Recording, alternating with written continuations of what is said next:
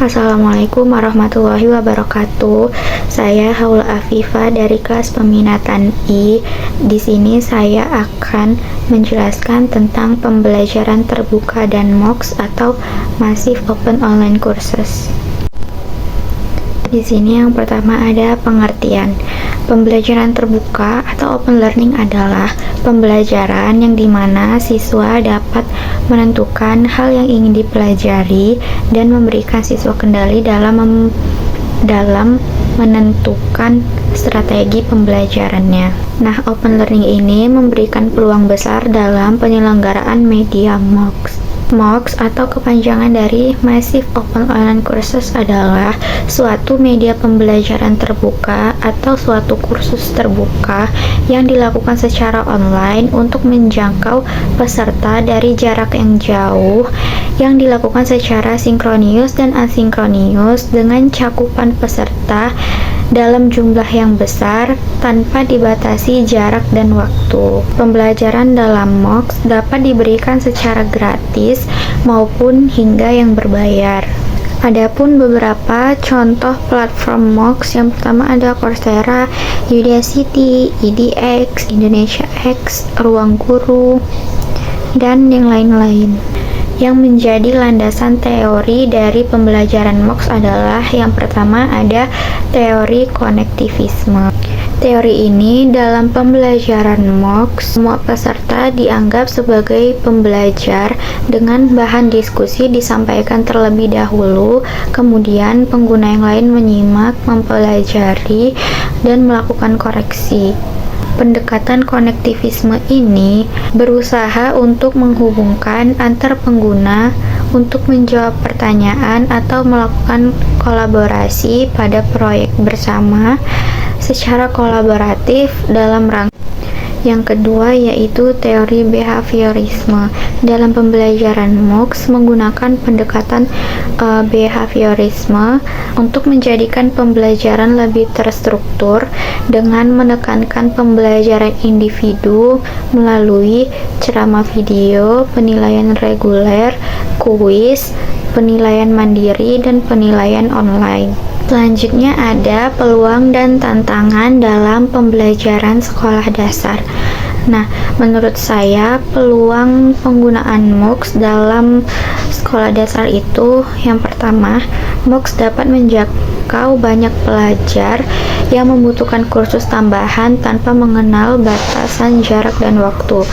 Biasanya siswa SD yang sudah mengerti teknologi mungkin rentang antara kelas 4, 5, dan 6, khususnya untuk kelas 6 yang membutuhkan les tambahan untuk mempersiapkan diri masuk ke sekolah menengah pertama.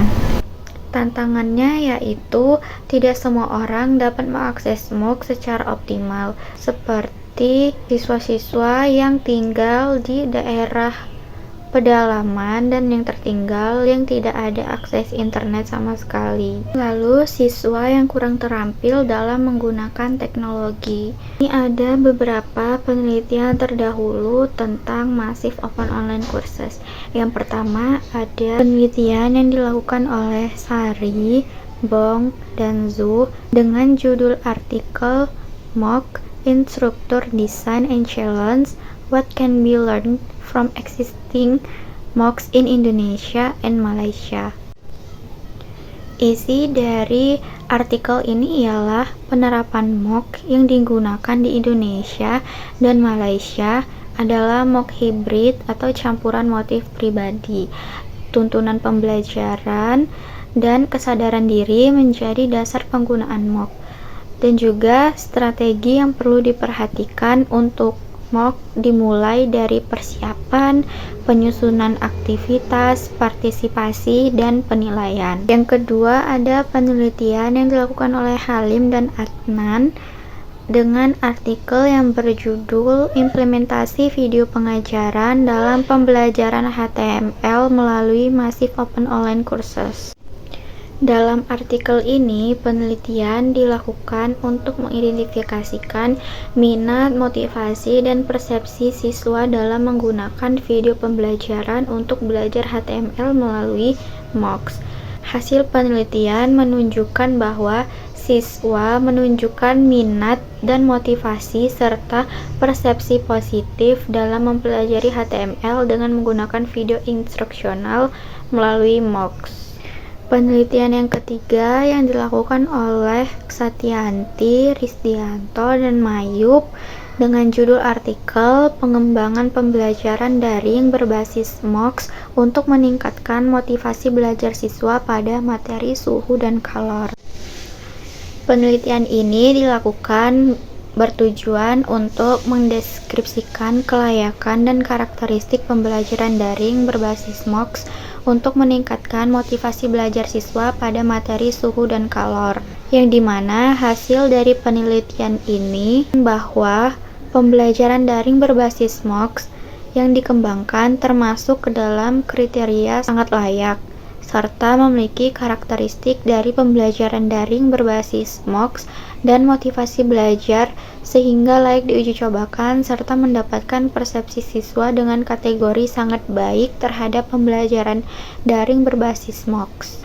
Penelitian yang keempat yang dilakukan oleh Zilalahi, Azahra, dan Rohmawati dengan artikel yang berjudul Evaluasi Usability pada Website Skillful sebagai Massive Open Online Courses menggunakan metode Think Aloud. Tujuan dari penelitian ini untuk menemukan masalah, mengevaluasi, menganalisa, dan memberikan rekomendasi perbaikan. Metode yang digunakan dalam artikel ini adalah Think Aloud dan analisis menggunakan usability checklist for MOOCs. Mungkin sampai sini saja penjelasan saya mengenai MOOCs. Jika ada salah dan kurangnya saya mohon maaf. Wassalamualaikum warahmatullahi wabarakatuh.